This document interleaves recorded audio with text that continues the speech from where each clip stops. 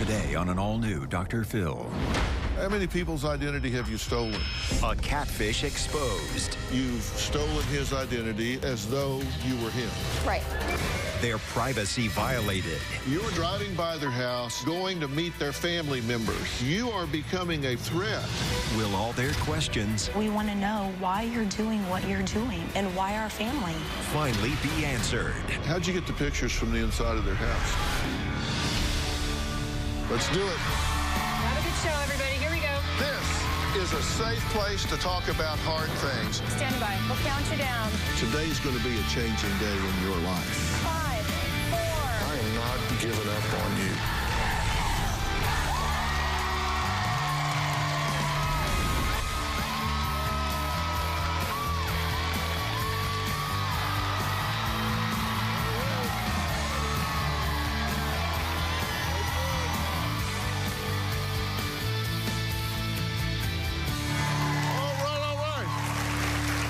Yesterday, we met Alan and Amanda, who say for the past 9 years, Alan's pictures have been used as catfish bait to lure women into an online relationship. Now, Amanda and Alan decided to hire a private investigator to help track down this man.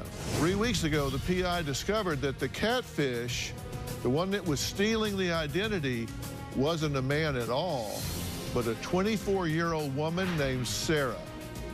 They discover Sarah had been catfishing at least 50 women on one dating site. Sarah's boyfriend of 4 years, Ken, says he had no idea Sarah was living this secret life. Here's what's happened so far. A complete stranger has been obsessively stalking our family. Someone was using my husband's identity, using all of his photos. They were catfishing women on a social media site. I didn't think there was anything we could do about it, so we just kind of let it go. But someone had taken a picture from the driver's seat of a car outside of our home. That's when I realized what we thought was just a catfisher was actually someone that was stalking our family. The catfish knew intimate details about our family, trips that we had gone on, the surgery that I had earlier this year, that my brother-in-law had been battling cancer. He was pretending that our life was his life. What did you feel when you realized somebody's sitting at our curb taking pictures of our house? I was scared. I started becoming paranoid. We wanted to hire a private investigator to track this person down, but we were all shocked to find out who it was. The person behind this was actually not a creepy man at all. It was a 24-year-old female. Sarah was catfishing women on Facebook. We learned that she had actually been using Alan's photos since 2011. I didn't know Sarah, but at some point on Facebook, I had become friends with her. I discovered we had 99 mutual friends together. My brother told me that a couple weeks prior, she had been over at their house looking at a vehicle that they were selling. I thought it was really creepy. It seems like Sarah wants to infiltrate our family. Now, Amanda believes that Sarah is addicted to catfishing, yet her boyfriend, Ken, says he had no idea she was living this secret life. Sarah and I met 4 years ago. At one point, Sarah did drive me past Amanda and Alan's house. She told me that the man who owned that house was dating a friend of hers while simultaneously being in an unhappy marriage. This doesn't make a lot of sense, but then when I found out she'd been catfishing people, all of a sudden, all those things that I had let go, it didn't surprise me anymore. When you found out that she had stolen this man's identity and was using it to engage 50 different women, you know that now, right? No, I didn't realize the number was that high, actually. Sarah is playing a very dangerous game here. 50 people we know about, 2 other dating sites that you saw on her phone. You had to say, the hell are you thinking, woman? What are you doing? Did you have that kind of conversation? Well, with the help of a private investigator, Amanda and Alan tracked down 24-year-old Sarah. She says she never meant to hurt anyone. Take a look at what she had to say. I don't know why I started using Alan's identity. I took his photo and I made a Facebook profile out of it. After the Facebook profile, I created a dating profile. I felt like it was easier to be somebody else other than myself. I was sexually abused around the age of 9. I was abused emotionally, physically, and mentally by multiple women and men in my life. It made me feel like less of a person. I was nobody. I would always message women because I wanted to find friendship. What I enjoyed out of doing this was the communication, having somebody to speak to, I like to learn more about them to make them feel better about themselves as well. I probably spoke to about 5 women on the phone. I just spoke in a deeper voice, and it seemed to have worked. There was a 360 tour guide of the house. How did you find out so much personal information from Alan and Amanda? Google. Is it pretty easy to find? I didn't know anything about Alan's life in real life. A lot of it was large assumptions. Taking on a different identity was never meant to be malicious. Once Amanda and Alan found out who I was, it made me feel like just a horrible person. But I was also relieved because I was found out and now I can stop. Well, Sarah, you know Amanda and Alan. Yes. For people that don't know, we've been using the term catfish, and that refers to someone that takes someone else's identity as their own, pretends to be them, engages other people for the purpose of creating a false relationship, whatever, a number of reasons, whatever, but it's a false relationship because it's a false identity. Right. And that's what you've done. Yes. You've stolen his identity, assumed their backstory, assumed their life, pretended that it was your own, and engaged with a number of individuals as though you were him, correct? Right. Why? Why I did that, I cannot be for sure. That's what I'm here for the answer of why I did it. Yeah, I could rack my brain and, well, I don't know why I did it.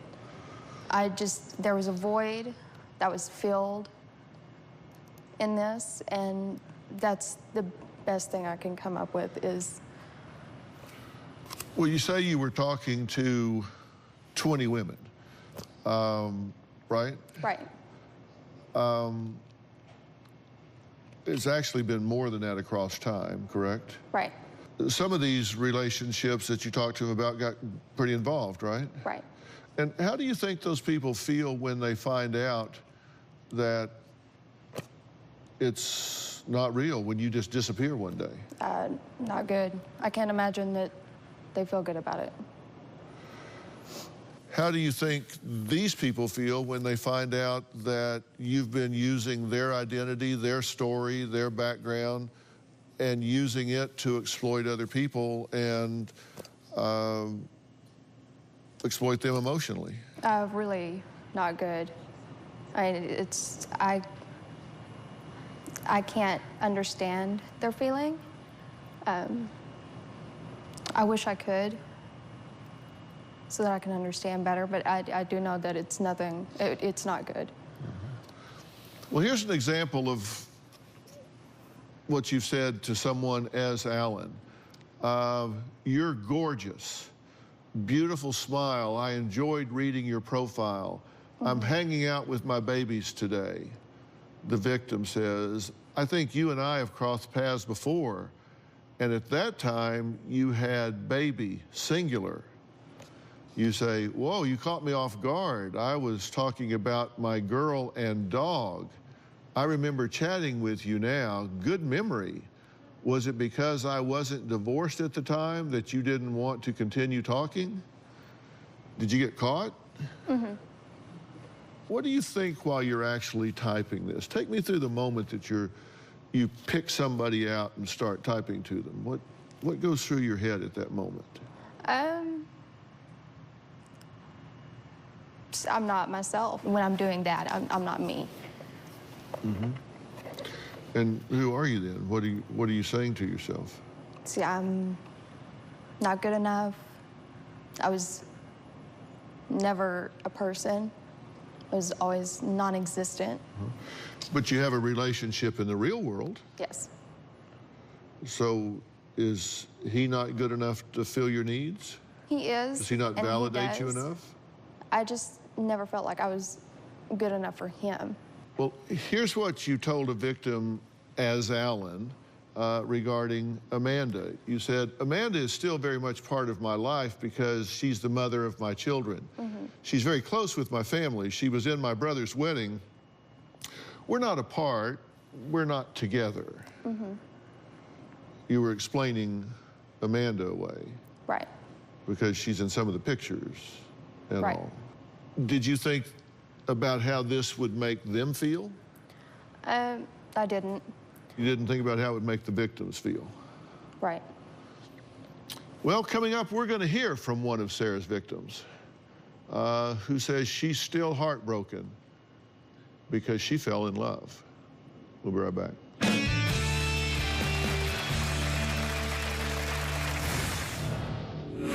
It was always a deep, dark secret that I kept to myself. Are you sorry that you've done this, or are you sorry that you got caught? And later, you're now driving by their house, taking pictures, and going to meet their family members. Yeah. This is getting highly intrusive here. You are becoming a problem and a threat. Monday, she lost physical custody to a man her daughter had never met. When my daughter was 3, I found out I was a father. Brett has crossed state lines to meet his daughter for the first time. I went to Florida because of you, California because of you. That's the only 2 times I've seen the ocean. Thanks. The therapist recommended all parties stop videotaping. You know that therapist was terminated. The therapist didn't make those recordings, you did. That's Monday. Then on Wednesday, an actress daughter confronts her hoarding mother. As a child, you didn't even have a clean place to sleep. That's her perspective. There aren't versions of the truth. New Dr. Phil, Wednesday. I know that my brother had online communication with Sarah on 2 separate occasions. I know from Sarah that she did meet him at a golf establishment, but my brother does not have any recollection of that meeting or messaging her. I told my sister that I don't remember this girl. I do not ever remember speaking to her. She said we met up. I never remember meeting up with her. Somebody is lying. Well, just 3 weeks ago, Sarah was caught catfishing several women for years using Alan's pictures from social media. Sarah says she didn't know her father, so pretending to be Alan allowed her to be the father she always imagined.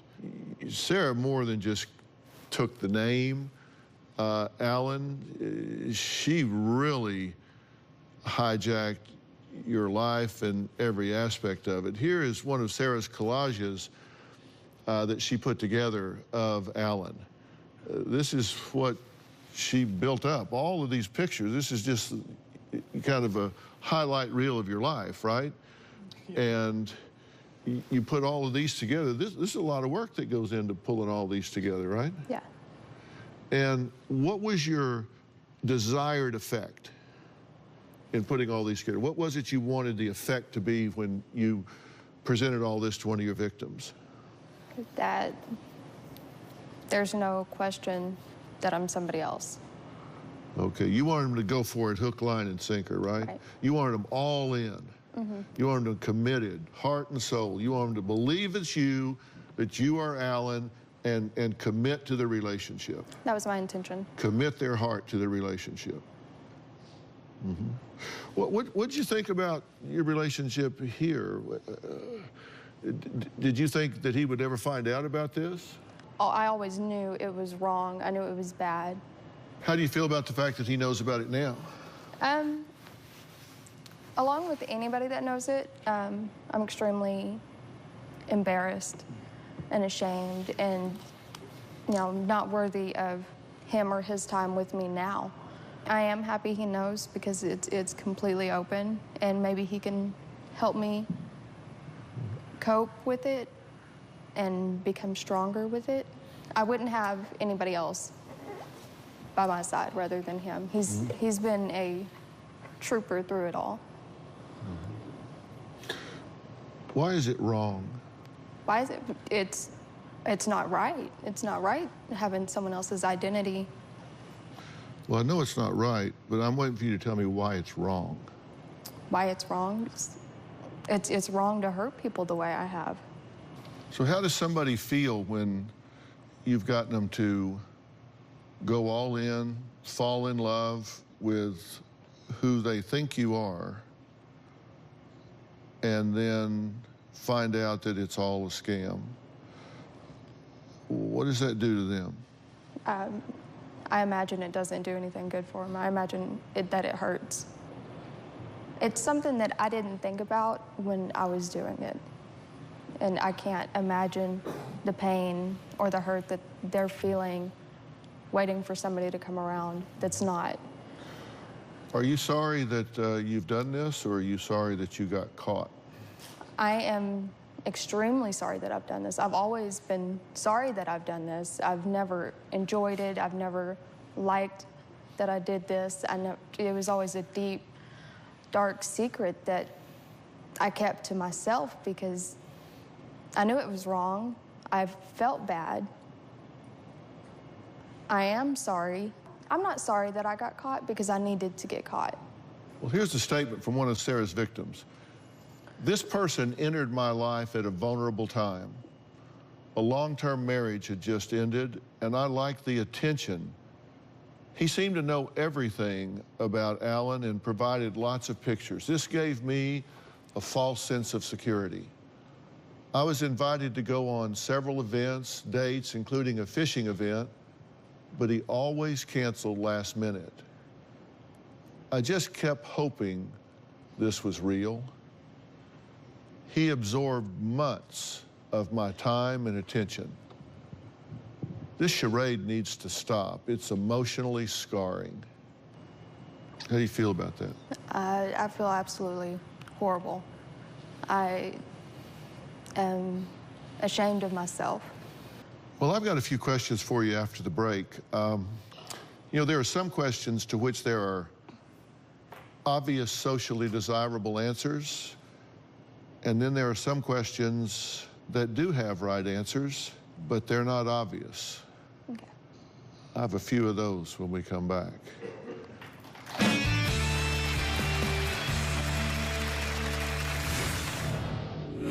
I don't think that she comprehends the gravity of what you've done. We want to know why you're doing what you're doing. Why? Why her? And later, is he your male voice? He is not. Then let me hear your male voice if it's not him. Let me hear your male voice while he's here. I can't. Does In my something- dark secret. Read that sentence right there in your male voice.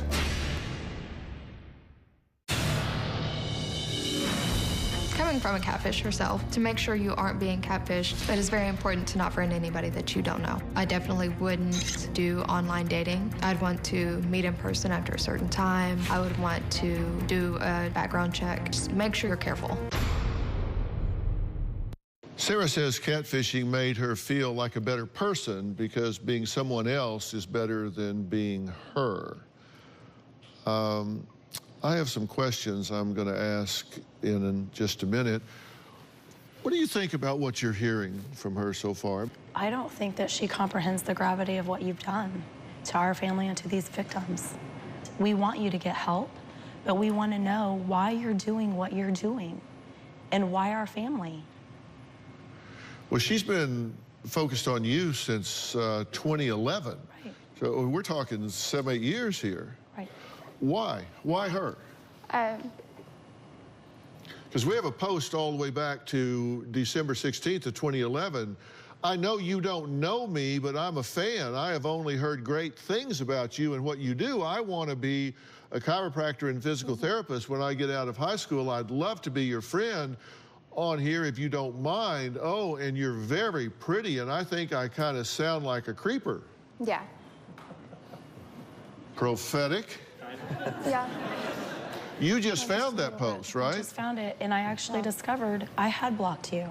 Yeah. It wasn't until the producer asked me to look back into some messages that I recognized your profile picture. So I just thought, okay, that's a weirdo. That's a kind of a weird thing to get. Yeah. So I just blocked you. Right. So you couldn't have gotten anything from my page. And I had pretty strict privacy settings too. You were on his mom's, his sisters, his brothers, my brothers. I mean, you had infiltrated yourself into our complete circle of influence. Did you date her brother? I didn't date him. I met him one time. Did you engage with him? How much you talked to him? How much did you? Hour or so, it was just conversation. Nothing in depth. You say this isn't a date, but you're at this driving range, right? And so you approach him at this point? Yeah. And you knew it was her brother? Yeah. How'd you know he was going to be there? We had planned to meet up that night at that place. Did you take that picture? I did. How do you feel about that? I mean, you're now getting into their real lives. Right. You're seeking out her brother, his brother-in-law. Mm-hmm. You're seeking him out. You're setting up a time to go meet him. You're now getting into their real world. Yeah. That's different than just virtual reality. That's different than stealing his identity, engaging women you don't know, never meet, never see, feeding them a line, breaking their hearts on virtual reality. You're now driving by their house, taking pictures, and going to meet their family members. Yeah. And seriously, this is getting highly intrusive here. You are becoming a problem and a threat. Right. And that was 2 years ago. Right. So what's your thinking here? What's your thinking when you're meeting him? My thinking was just, I don't understand my complete thinking as to why I did that. To get more of a feel of maybe who he was as a person, to understand more of him. To get more in depth of the people, the person I was catfishing, to understand more.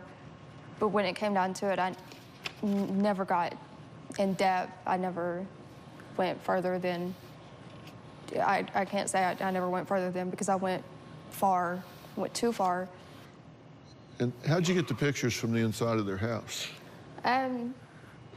When they had their house up for sale, and there was this virtual tour, and it was a 360 tour, and you can go through their house. And I would just stop at a point and just screenshot it on my phone. And you know they got a private investigator. Yes. Who worked on this. You know they talked to Ken about it. And he cooperated with them. Yeah. Are you glad he did? Upset that he did? No, I'm happy that he did. I'm happy that he cooperated. Like I said, I needed to be caught. I knew I needed to be caught. It was time that I had stopped. I wanted to stop. I would stop thinking, okay, this was it, done. And then I would do it again. How many people's identity have you stolen? It was just his. How lucky for us that the only time you've ever done this is the one we found out about.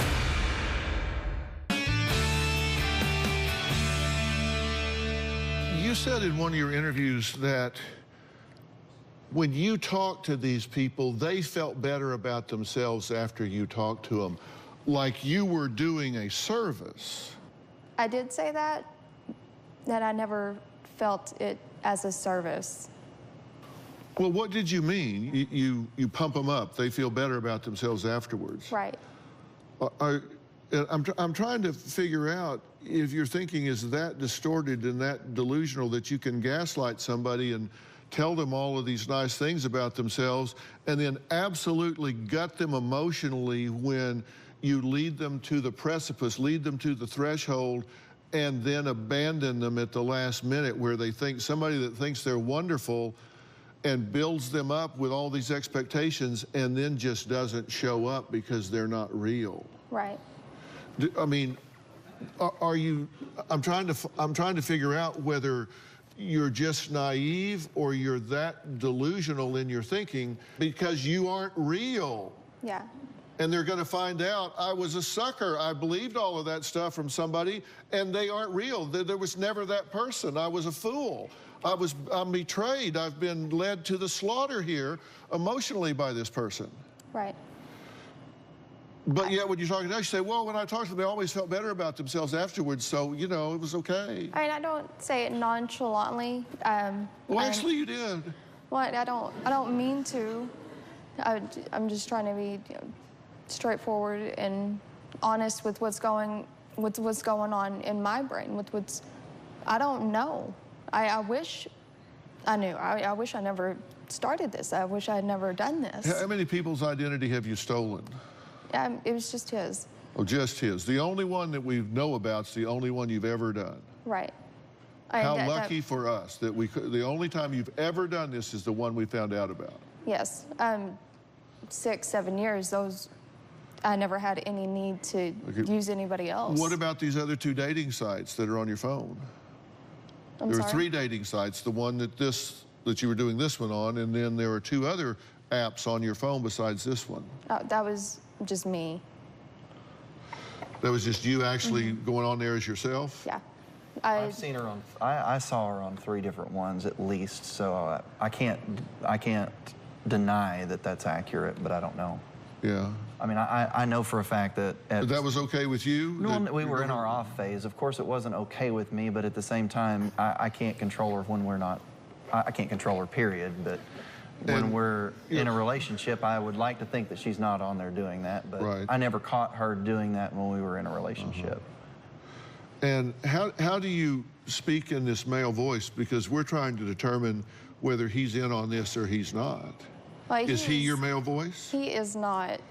Then let me hear your male voice if it's not him. Let me hear your male voice while he's here.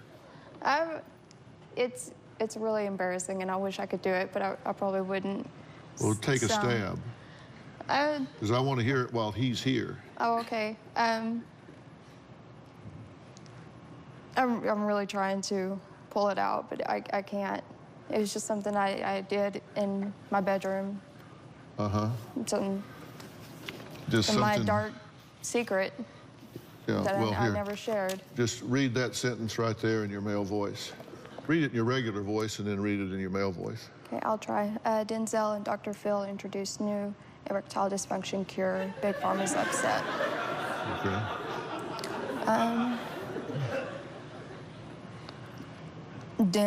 Denzel and Dr. Phil introduced new erectile dysfunction cure. Big Pharma upset. Okay. All right. That sounds like your male voice. Yeah. You did it for the PI as well. Let's listen to that. Yes. There was a 360 tour guide of the house, and I took snapshots. I don't remember. I'll let him believe that. Sorry, what did you say? No, I didn't hear you. Someone else was talking to me. I'm sorry. No, I didn't really do it this way. This is my voice speaking as a man. Well, I have no doubt it's not you being the male voice. Coming up, Alan wants Sarah to pay back the cost of the private investigator and attorney fees. What's Sarah's attitude about that? I said I have some questions. I'm going to ask those right when we come back.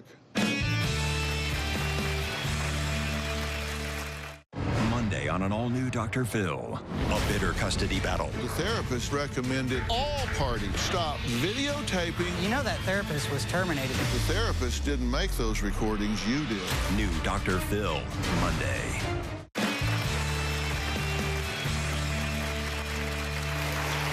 Sarah was caught for the second time catfishing women pretending to be Alan on an online dating site and Facebook. Amanda and Alan say they brought Sarah here to me in hopes of helping her finally stop.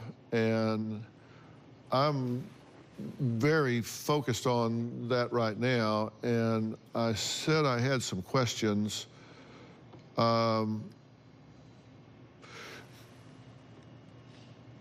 You're a scam artist, right? That's what you've been doing. Yes. And so the question becomes, when are you scamming and when are you not?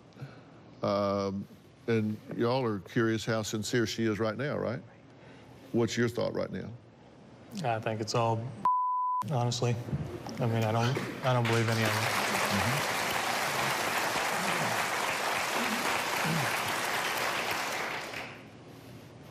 Here's one of my questions. And I'm gonna, you're you're here, I do give you credit for that. When you do this, it's very premeditated, right? I mean, you built these pictures, you've done all this. This isn't just a whim, you just kind of get on there and start typing. Right. You've put a lot into this, right? I have. And you've maintained it for a long time, correct? On and off. So, what's your payoff? There is no payoff. It's just me not being me.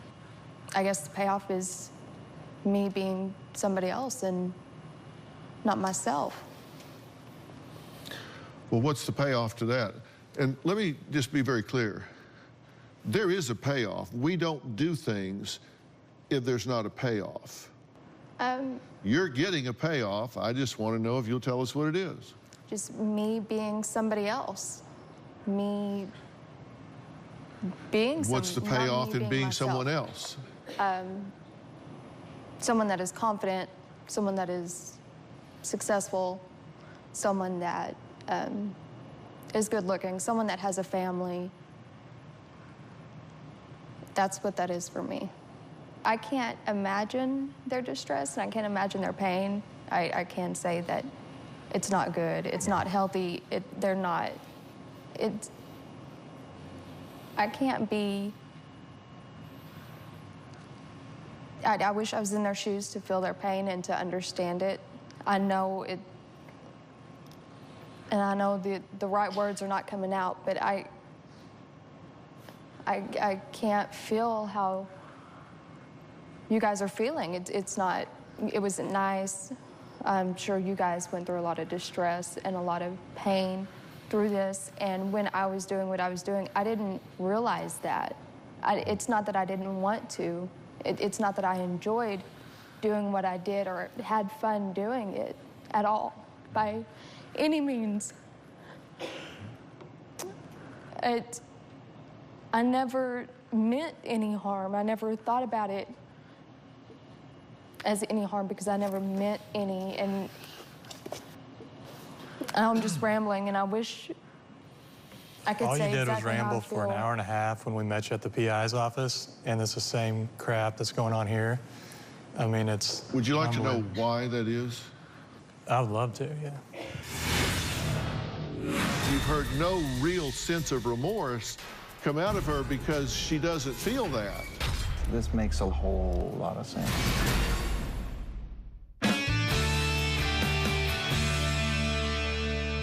Look, I can't diagnose her because to do that, I would have to go through a diagnostic process, and that would involve at least for me, and I did this when I was in practice for years and years, I would go through a structured interview, and then I would probably involve a battery of psychometrics, and then I would go through a differential diagnostic process and narrow down and eliminate different things and come down.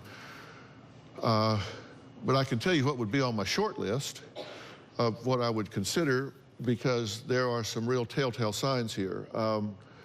And when you're dealing with something like an antisocial personality disorder, the problem with folks like that is they don't have empathy. They don't have the ability to put themselves in someone else's shoes and experience what that person would feel. And so when you ask them, how do you suppose your victim would feel? They start to ramble, and they tell you, she's actually said probably 10 times, I can't imagine. I can't even imagine what you feel. And when I say, tell me what your victim would feel, it's like, they don't even know how to fake that. They don't know how to do that. You've heard no real sense of remorse come out of her because she doesn't feel that.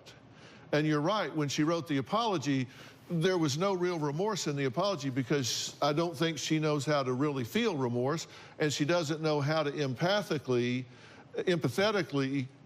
reflect how you must feel, how the other victims that she led to the threshold of thinking they were in love and getting ready to commit to a relationship. She doesn't know how that person felt when they found out it was all a scam. She says, I can't imagine. I say, how do you think they felt? I can't imagine. I mean, she's being honest in saying, I can't imagine, because she doesn't know what words to use. It's the difference between reflecting feeling and reflecting content. Somebody that doesn't know feelings, somebody come to work and say, oh, I'm sorry, I'm late, my dog got run over and killed. If you're reflecting content, you would say, oh, really, what kind of dog? If you're reflecting feeling, you go, oh my gosh, you must feel terrible about that. I'm so sorry. Have a seat. Let's talk about this. Two very different responses, right? One is content. Really? What kind of dog? The other is feelings. Let's talk about how you must feel having experienced that loss. She would ask what kind of dog, because she doesn't know how to respond at a feeling level. So much of this, it makes sense. This makes a lot of things that have happened in the past with us make a whole lot of sense. How so? Well, it explains, number one, to me, a lot of things that I was confused about, because when I first got here, you know, you could tell that I was a bit naive in this situation, because a lot of the things that she says to me, you know, passionately seem true. You know, a lot of the things that we have talked about recently, a lot of the experiences that we've shared recently have felt extremely legitimate to me. But then when I remember things that have happened in the past, I never could understand why I couldn't get her to see things from my perspective. I do remember having those feelings a lot of times to where I didn't understand why I couldn't get her to understand how I was feeling. And so that backs up what you're saying. There's another question for Sarah, and it comes from Alan. We'll be right back.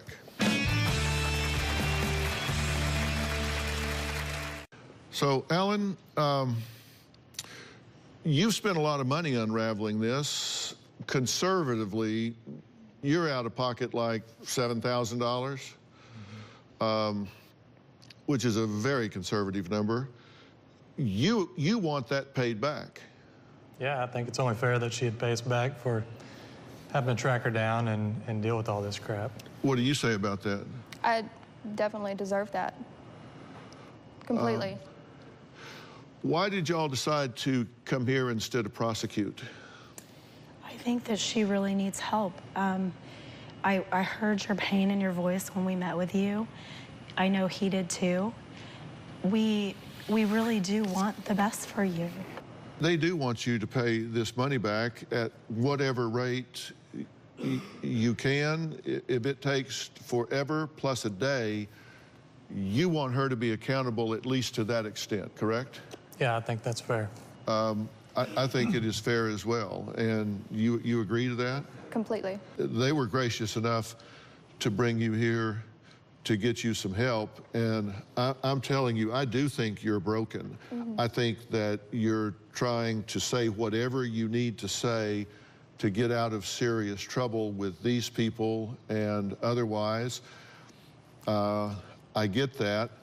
But brushing all of that aside and relying on nothing you're saying, but only on what I'm hearing and how you're answering. I said I was going to ask you questions to which there was not a socially desirable answer.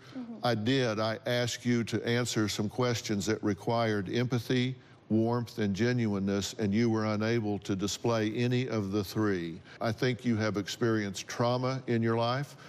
I think you have experienced abandonment in your life. And I think you have experienced some real infliction of pain in your life. And I don't think that anything has ever happened to heal those things in your life. And so rather than judge you, I would like to help you. I appreciate that. I'm going to recommend that you let me send you to a place called On-Site.